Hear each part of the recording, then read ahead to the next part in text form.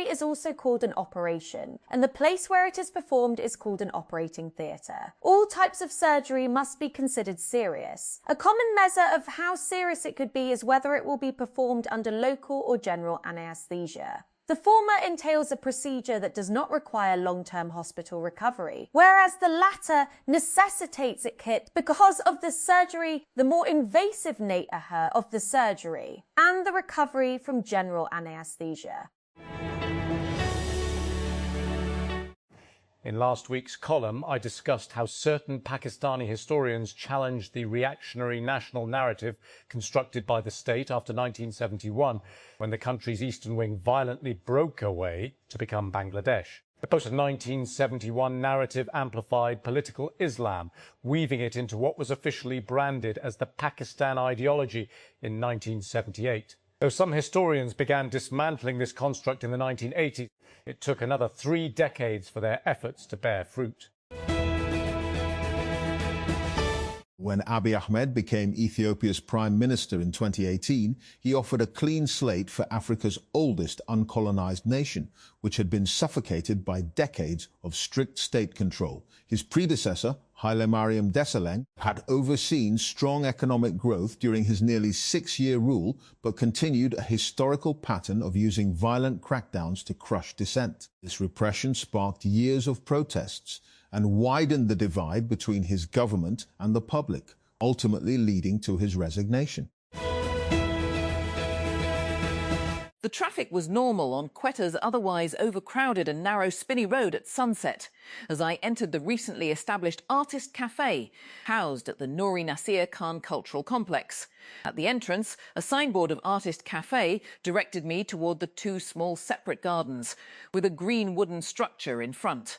That was the tiny cafe, where about a dozen people were sitting in 4 groups.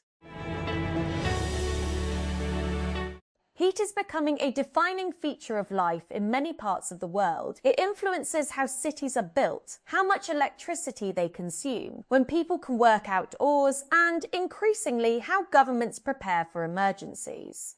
The latest warning from the World Meteorological Organization suggests that these pressures are likely to intensify. Global temperatures are expected to remain at or near record levels over the next 5 years, with a strong possibility that the world will experience its hottest year on record before the decade is out. The insurgency in Balochistan has posed a different set of problems for the state, which is still struggling to fully understand its dynamics. Perhaps the biggest challenge is defining the unrest in the province and identifying the factors that are contributing to it. Even as it tries to understand the insurgency, the state has become fixated on the youth, particularly the educated ones, whom it sees as leading the unrest. It sees them as the core of the problem, which it seeks to address through narrative campaigns and a few incentives. In its search for quick fixes, it expects rapid results. And these don't materialize, it stigmatizes the very youth it seeks to influence. Marcia Lucas, the Oscar-winning editor of the original Star Wars film, has died aged 80. Lucas, who was married to Star Wars creator George Lucas during the making of the first 3 films, was regarded as a pivotal creative force behind the space saga's early success, imbuing the original series with emotional depth and narrative clarity.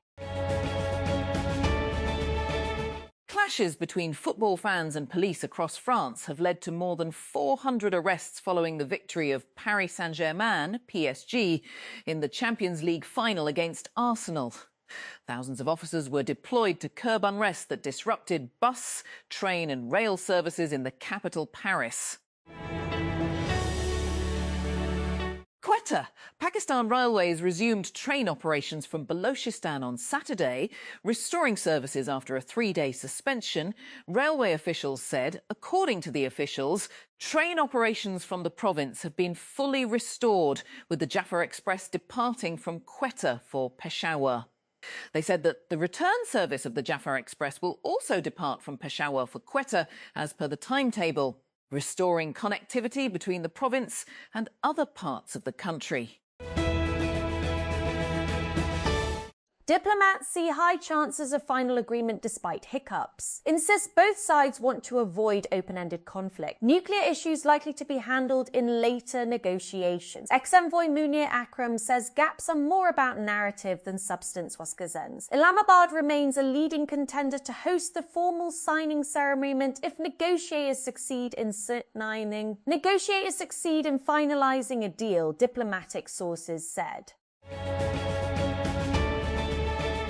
Pentagon chief says Trump is patient, wants to make a great deal to ensure Iran doesn't have nukes. US military fires on Gambia-flagged ship violating Iran blockade. War Secretary asserts Iran under pressure to open Strait of Hormuz with or without deal. Iran asks vessels traversing vital waterway to comply with its regulations. Hexeth Lords PM Shehbaz CDF Munir for role in US-Iran peace talks says true friendship developing with Islamabad, Singapore. As negotiators from Washington and Tehran work to bridge major differences, blocking an agreement to end the weeks-long war, Defense Secretary Pete Hegseth on Saturday warned that the US was ready to restart attacks on Iran if a deal was not reached.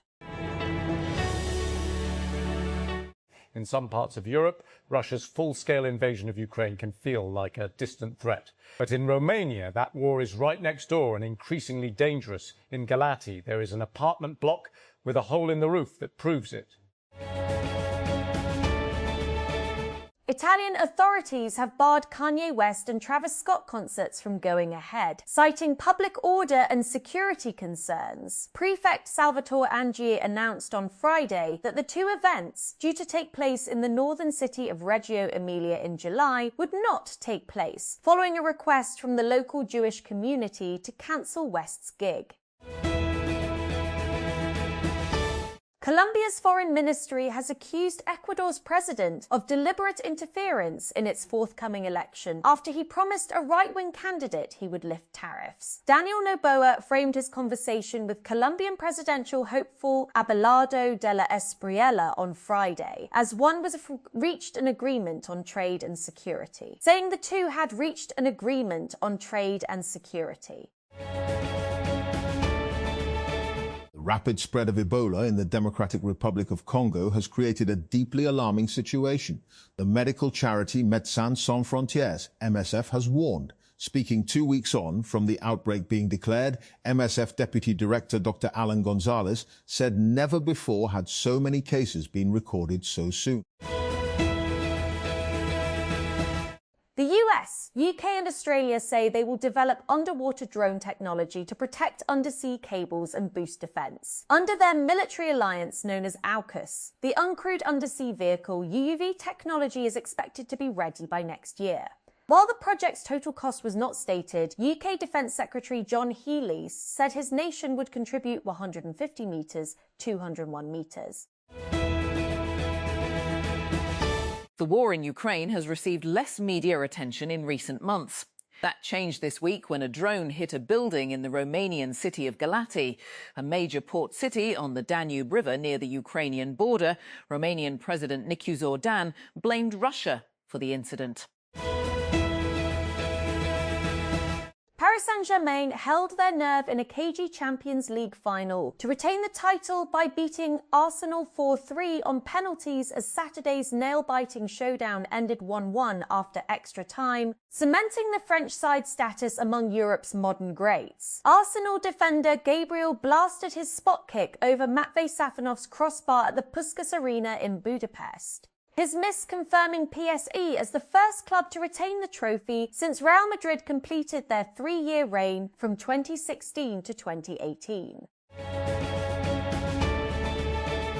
Provision in a bill before the United States Congress could tie the American and Israeli militaries far more closely together, deepening their cooperation on weapons research, production, and technology. The proposal, titled the United States-Israel Defense Technology Cooperation Initiative, appears as Section 224 of the House Armed Services Committee's version of the fiscal year 2027 National Defense Authorization Act, NDAA, the annual U.S. defense policy bill.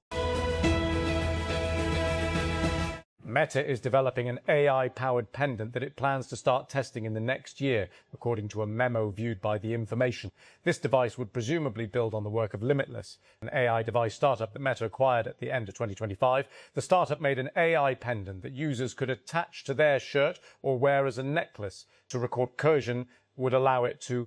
At the time, Meta said the acquisition would allow it to accelerate our work to build AI-enabled wearables. The golden age of Microsoft's GitHub Copilot appears to be at an end, for the little guy at least. The company is switching its billing system from a flat subscription rate to a token sage system that has the potential to bill users at a significantly higher rate. Bigger enterprises may still have the juice for it, but smaller companies and workers could find themselves wondering how they're supposed to balance the monthly budget. The changes, which will take place June 1, mean that users will charge based on how many tokens they burn through as they work instead of a low flat rate based on requests. A group of 20 Snap alumni has come together to launch a fund called Ghost Angels to back the next generation of social media. The fund declined to disclose how much it has raised so far, but says it has backed at least 5 companies and plans to deploy the remaining capital within the next year into at least 15 companies. Max Rivera, who once led global partnerships at Snap, started the fund in 2025 to formalize the already growing Snap alumni angel investing community. Though Rivera runs the fund, there are around 20 other founder members and investors, including a small number of those still at Snap, alongside alumni like Alexandra Levitt, who ran Snap's corporate accelerator, and Will Wu, who was a founding member of Snap's product and design team. The YouTube to Prestige horror pipeline is looking very strong this weekend. Taking the #1 spot at the box office is Backrooms, a feature film expansion of Kane Parsons' series of YouTube videos featuring eerie found footage of a mysterious office space, drawn from a 4chan thread that defies physics.